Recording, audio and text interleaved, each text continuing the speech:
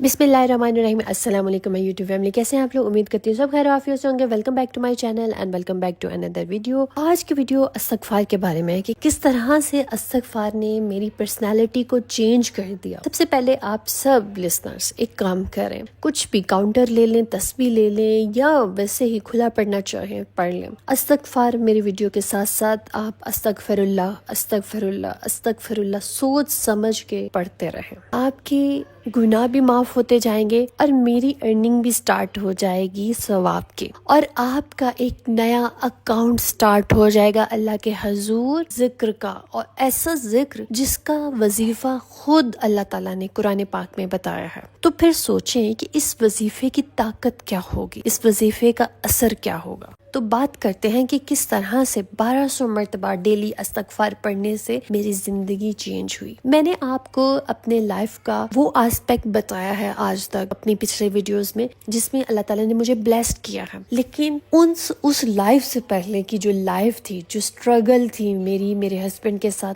वो मैंने आपसे शेयर नहीं की। बहुत टफ टाइम देखा है हम लोगों ने, कर्जे, बीमारियां, मेरे हस्बैंड की सेहत इतनी डाउन हो गई थी, तबीयत ख़राब रहना शुरू हो गई थी उनकी कि हर टाइम सर की बैक साइड पे दर्द रहता था, और उन्हीं की टेंशन से मुझे भी जब मर्जी माइग्रेन स्टार्ट हो जाती थी।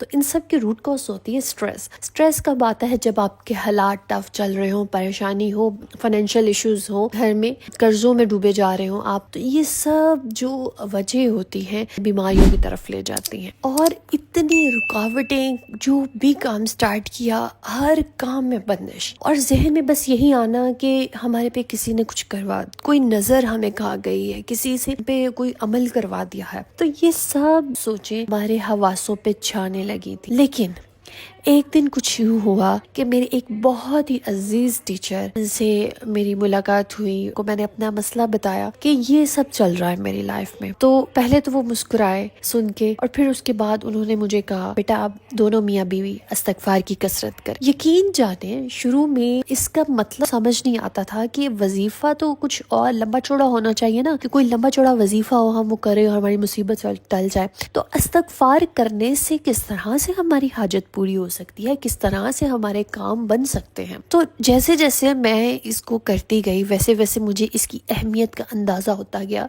कि इसका मैकेनिज्म क्या है, ये काम किस तरह से करता है। फर्स्ट ऑफ ऑल, जब आप गुनाहों में गिरे होते हैं तो सबसे पहले अल्लाह आपको हदायत देता है और आप अल्लाह की तरफ कदम बढ़ाते हैं, तो सबसे पहले किस चीज की जरूरत होती है? आपको अल्लाह से अपने गुनाहों की माफी मांगने की। जब आप अल्लाह से गुनाहों की माफी मांगते हैं तो वो आपको माफ कर देता है, आपके रिस्क में इजाफा कर देता है। ये मैं नहीं कह रही, अल्लाह सुब्हानो तआला कुरान पाक में फरमा रहे हैं। देखें अल्लाह की शान, देखें कि एक तो हम गुनाह करके आ रहे हैं और फिर माफी मांग रहे हैं। तो कोई जात ऐसी है, एक तो आप उसकी हुक्म अदूली करते आए हैं और फिर आप उससे माफी मांग रहे हैं, तो वो माफी के साथ आपको बोनस क्या दे रहा है कि रिस्क में इजाफा। मेरे अल्लाह की जात बहुत बेनियाज है, आप उससे मांग के तो देखिए एक मरतबा। बहुत सारी मेरी ऐसी बहनें हैं जिनके कमेंट्स से मुझे ऐसा लगता है कि वो मायूस हो चुकी हैं, दुआएं करते करते थक गई हैं। उन्होंने इस्तगफार कर ली, उन्होंने सूरह बकरा पढ़ ली, उन्होंने तहज्जुदें पढ़ ली, लेकिन कुछ भी उनके लिए काम नहीं कर रहा। तो सबसे पहले आप एनालिसिस कीजिए,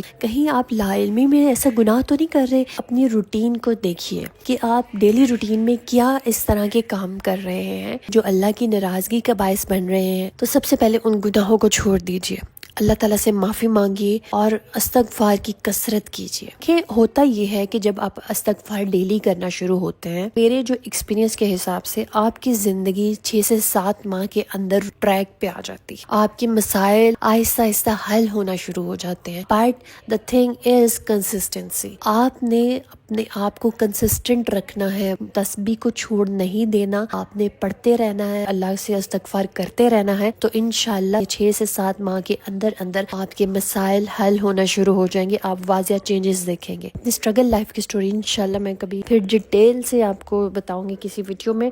सबसे पहले वजीफा देख लीजिए जो मैं करती हूँ, 1200 मरतबा इस्तगफार पढ़ना है आपने दिन में। हर नमाज के बाद पढ़ सकते हैं, ठीक है, 200 मरतबा हर नमाज के बाद कर ले। ईशा के बाद आप 400 1200 مرتبہ پڑھ لیں۔ عشاء کے بعد آپ اپنے لیے کم از کم 1.5 گھنٹہ نکالیں، 1.5 گھنٹہ ذکر کریں اللہ کا۔ دیکھیں کچھ لائف میں اگر آپ نے حاصل کرنا ہے نا، جس چیز کی آپ کو چاہت ہے، اس کے لیے آپ کو اسٹرگل تو کرنی پڑے گی۔ جتنی محنت آپ سارا سال کریں گے، ایٹ دا اینڈ ریزلٹ آپ کا اتنا ہی اچھا آتا ہے۔ استغفار کی تسبیح کرنی ہے اور اس کے بعد آپ نے کم از کم 3 مرتبہ سورہ یاسین پڑھنی ہے۔ ڈیپینڈ کرتا ہے آپ کی سپیڈ پہ، پڑھنے کی سپیڈ کس طرح سے آپ کی۔ اگر آپ سورہ یاسین کو 7 مرتبہ پڑھ لیتے ہیں ڈیلی عشاء کے بعد 1200 استغفار کے ساتھ، تو رزلٹ بہت ہی شاندار ہوں گے انشاءاللہ۔